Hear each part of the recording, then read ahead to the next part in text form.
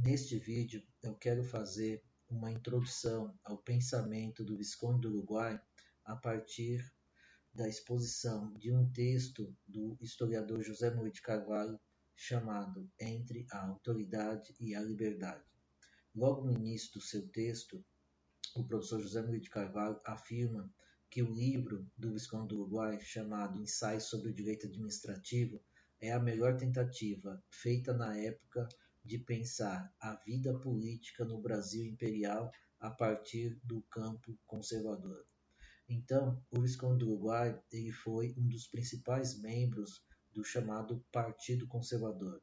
O Partido Conservador, criado no Primeiro Império, ele tinha o apelido, melhor dizendo, de Saquarema. Por quê? Porque ele havia sido fundado em uma das fazendas da cidade de Saquarema, no Rio de Janeiro. O chamado Duque de Caxias, membro também do Partido Conservador, também denominou o Partido Conservador de Igrejinha. Por que Igrejinha? Porque se tratava de um partido extremamente coeso.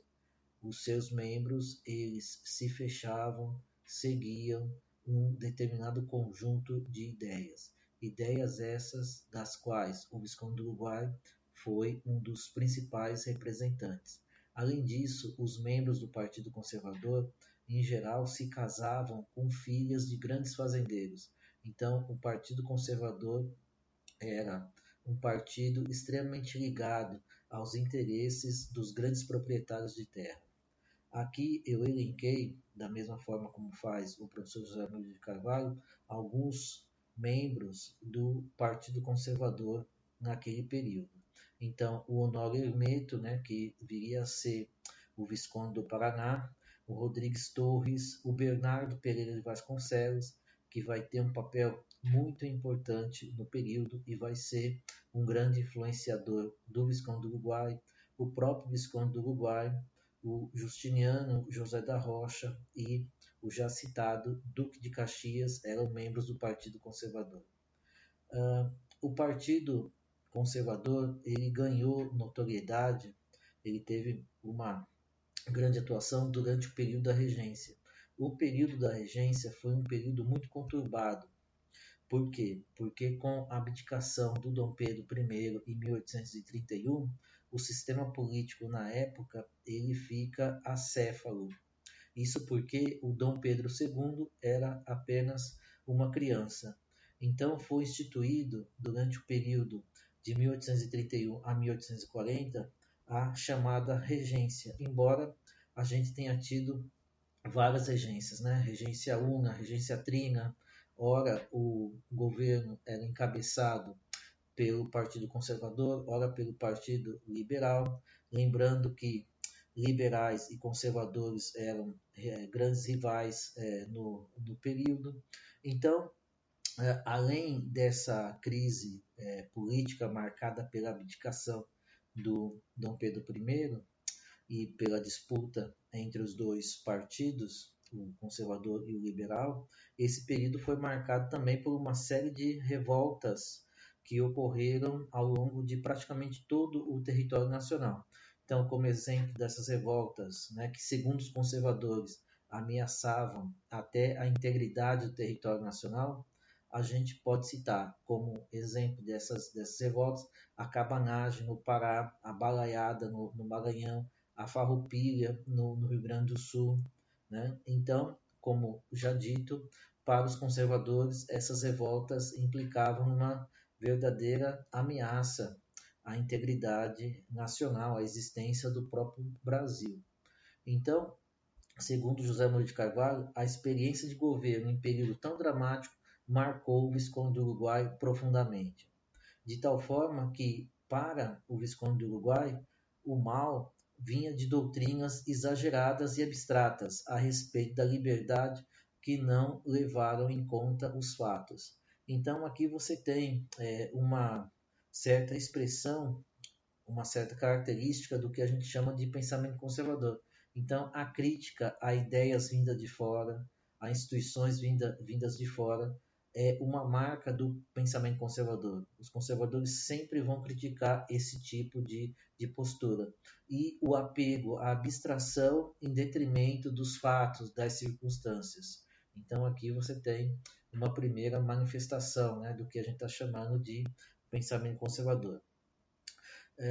Ainda com base no texto do José Maria de Carvalho, o Visconde do Uruguai teria dito, né, que amava a liberdade e por isso combatia a anarquia que a destruía. Então, remete aqui ao título do texto de José Maria de Carvalho, né? Liberdade e autoridade. Então, como eu falei, foi um período muito conturbado político e socialmente, esse período da regência, e para os conservadores o país estava se encaminhando para a anarquia. Então, era necessário reforçar a autoridade em detrimento da liberdade, ou até mesmo, como está dito aqui, para salvar a liberdade. Então, segundo o Visconde do Uruguai, o essencial naquele período era ter força e não ter direito. Né? O direito ficaria para depois. E como resolver a crise? Né? Como garantir principalmente a integridade da nação? O remédio, segundo o Visconde do Uruguai, seria o fortalecimento do executivo e de instituições que giravam em torno do executivo, principalmente o fortalecimento do chamado Conselho de Estado e também do poder moderador.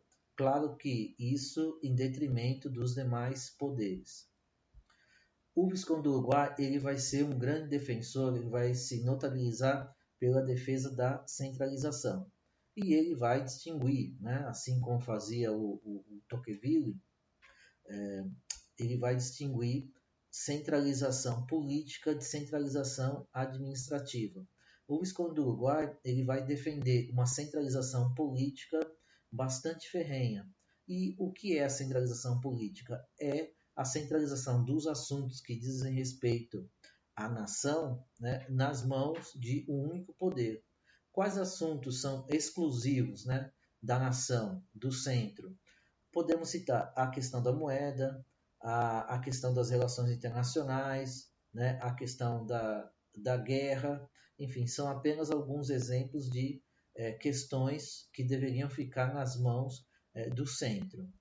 E daí você teria, né, a partir disso, também a questão administrativa. Ele vai defender, principalmente nesse período aí do regresso, também a centralização administrativa, embora ele vá flexibilizar esse pensamento, ele vai dizer, olha, existem dois tipos de questão de centralização, ou melhor, de questão administrativa propriamente dita, né? Então, se a gente inverter agora e falar em termos de descentralização, existe aquela descentralização administrativa que levaria o governo até as localidades. No futuro, será esse tipo de descentralização administrativa que o Visconde do Uruguai vai defender. O outro tipo de descentralização administrativa seria aquela de deixar as localidades se autogovernarem. Né? Em relação a esse tipo de descentralização, ele vai afirmar que o Brasil não estaria preparado, né, para tal tipo de descentralização. Mas no período de crise, né, no período da regência, ele vai defender ferrenhamente, principalmente a centralização política, mas também a centralização administrativa. No entanto, como eu já falei, né, mais para frente, né, depois de uma viagem que ele vai fazer à Europa, ele vai mudar um pouco a sua concepção e vai admitir a superioridade da descentralização como instrumento de promoção da liberdade política e do atendimento dos interesses dos cidadãos. Mas, repito, ele vai permitir apenas uma certa descentralização administrativa, que é a de levar o governo até as localidades. Uma outra característica muito importante do Visconde do Uruguai, do pensamento do Visconde do Uruguai, é essa questão do condicionamento sociológico das leis e da política. E se trata também de uma característica do pensamento conservador. Então, eles dão muita importância para a questão das circunstâncias, do que é factual, né? A questão da formação histórica e social do país.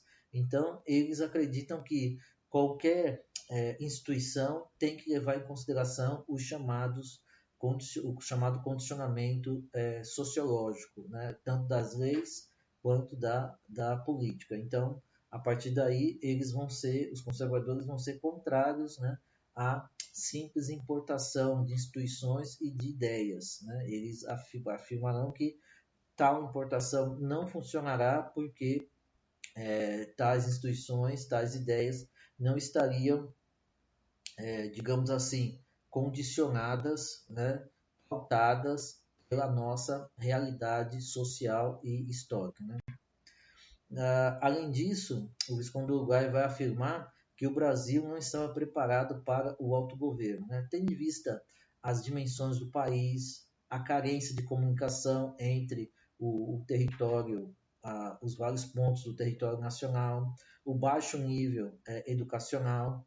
A gente sabe que durante o Brasil Império e durante muito tempo o Brasil vai ser um país formado principalmente por analfabetos. Então, para o conservador Visconde do Uruguai, o Brasil não estaria capaz, não seria capaz, ao contrário de outros países, né, como os Estados Unidos, por exemplo, não estaria preparado para o autogoverno. O que é autogoverno? Autogoverno é o que nós chamamos atualmente de democracia, né? Então, o Brasil não estaria preparado para a democracia. Esse pensamento será recorrente aí entre os conservadores, até entre conservadores mais recentes. Então, como eu já me referi, o Visconde do Uruguai ele faz uma viagem à Europa em meados do século XIX e por conta dessa viagem, né, ele vai tomar contato com outras leituras, né, com outros pensamentos, ele também vai mudar um pouco o seu pensamento, mas um pouco, né? Aqui eu coloquei, o pensamento do Uruguai teria passado por uma revolução, enfim, vamos verificar isso. O José Murilo de Carvalho afirma, né, que ele chega a reconhecer a superioridade do autogoverno como garantidor da liberdade. Só que, como eu falei, para ele o Brasil não estaria preparado para o autogoverno. Ele vai também valorizar mais os direitos civis. O que são os direitos civis? É o direito à vida, o direito à liberdade, o direito à igualdade. Ele vai também dar importância para o papel exercido, né, pelo judiciário, né, principalmente na questão da garantia dos direitos civis. Então, ele vai dar mais importância, né, para os tribunais, para o judiciário, né, na relação aí com os demais poderes, e principalmente na garantia dos direitos civis. Ele vai, né, essa questão da a visão do Estado não apenas como centralizador, que era algo que ele vai defender, não vai abrir mão da questão da centralização e o Estado como controlador, mas também vai abrir espaço para o Estado como uma espécie de pedagogo da liberdade, né? Que mais? Ele vai reconhecer o problema, reconhece que o problema não estava apenas em centralizar e controlar, mas em aproximar o Estado do cidadão. Então, como eu já falei, ele vai defender não uma descentralização política, mas uma descentralização administrativa que não era autogoverno, e sim uma descentralização administrativa que permitisse, né, levasse o poder central, as instituições do poder central às localidades. Seria o que a gente chama aí de, então, descentralização simplesmente administrativa. Então, segundo o José Murilo de Carvalho, as mudanças sofridas no pensamento do Visconde do Uruguai após a célebre viagem não foi radical. Por quê? Porque ele vai continuar vendo os membros do outro partido, o Partido Liberal, como, se não como inimigos, mas como adversários. Então ele vai ser contra a conciliação, que foi o movimento durante os anos 50 do século XIX, que vai procurar unir no mesmo gabinete, no mesmo governo, conservadores e liberais, mas o Visconde do Uruguai vai se posicionar contrariamente a essa iniciativa. Ele vai ser contra a lei dos círculos, né, que abre espaço para o chamado voto distrital e vai permitir que representantes de outros grupos se tornem deputados. Então, essa ampliação da representação, ele vai ser contrário a essa representação, ampliação da representação política no país. Então, o José Murilo de Carvalho vai dizer que suas ideias avançaram para além das lutas do regresso. O que é o regresso? O regresso foi o movimento conservador durante o período da regência que terminou tomando o poder. Então, José Murilo de Carvalho vai dizer que suas ideias avançaram para além das lutas do regresso. Sofreram uma pequena revolução, mas seu coração permaneceu Saquarema, ou seja, conservador, incapaz de esquecer a antiga luta e os velhos amigos. Enfim, então eu preparei esses slides só para fazer mesmo uma introdução ao pensamento do Visconde do Uruguai. Então, principalmente essa questão de apego aos fatos, às circunstâncias, né, contrário a ideias, né, vindas de fora, ideias e instituições. Também um tipo de pensamento que vai enfatizar, que vai bater na tecla de que por questão da nossa formação, da nossa geografia, das nossas características culturais, o país não estaria preparado para a democracia, e a defesa da centralização, em especial da centralização política, embora, como enfatizado, ele vai admitir uma certa descentralização administrativa, né? Mas, repito, nunca uma descentralização política. Ele sempre será um defensor da centralização política. Então, eu vou parar por aqui. Espero que mais adiante a gente tenha outras oportunidades para aí sim aprofundarmos o pensamento do Visconde do Uruguai, lendo o próprio Visconde do Uruguai. Muito obrigado e até a próxima.